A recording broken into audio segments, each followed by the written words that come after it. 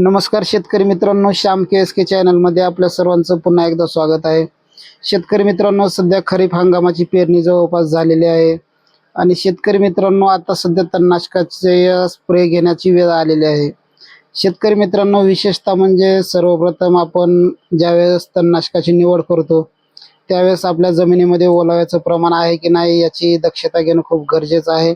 आणि पेरणी झाल्याच्या नंतर 16 ते 17 दिवसाच्या नंतर 1 महिन्यापर्यंत आपण तणनाशकाचा स्प्रे घेऊ शकतो शेतामध्ये आपल्या तणावरती नियंत्रण करण्यासाठी.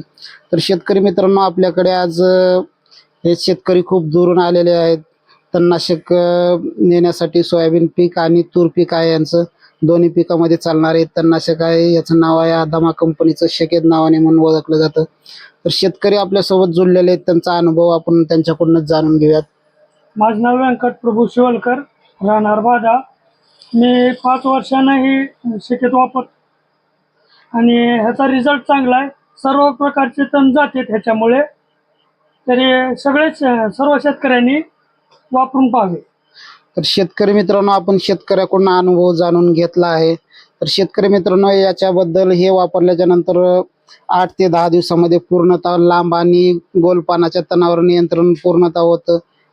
पूर्ण एकदम क्लीन असं सोयाबीन आपलं होऊन जातं.